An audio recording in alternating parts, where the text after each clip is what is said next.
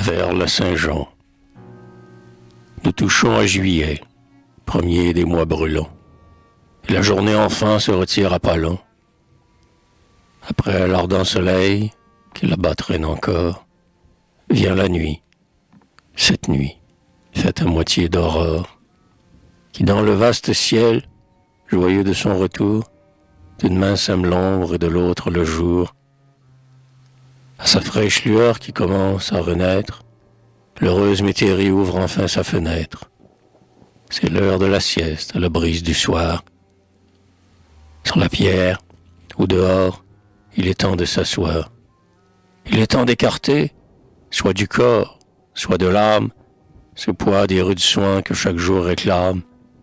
Et, n'eût-on pour sa part que le pain du glaneur, de respirer un peu comme un maître et seigneur.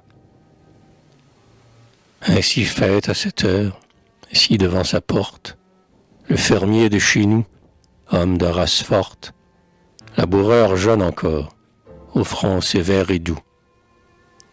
Immobile et pensif, les mains sur ses genoux, il aspire, dans l'air égayé de murmures, le meilleur des parfums, celui des gerbes mûres.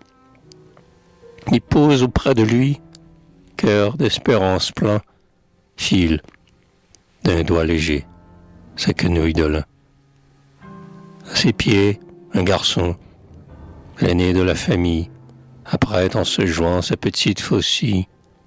« Père, dit-il parfois, en relevant le front, et de son bras courbé, faisant un geste prompt.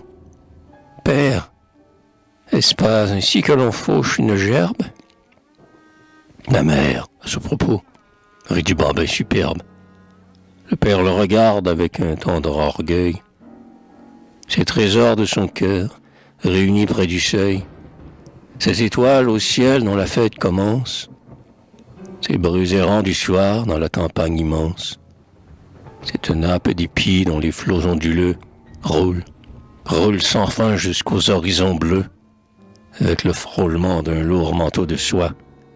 Tout cela dans son cœur met une sainte joie. J'ignore alors, ô roi, s'il se souvient de vous. S'il y pense, à coup sûr il n'en est point jaloux. Qu'importe à ce brave homme une couronne altière, il murmure à son Dieu quelques mots de prière, et, rêvant aux moissons qui commencent demain, sur le front de son fils il repose sa main.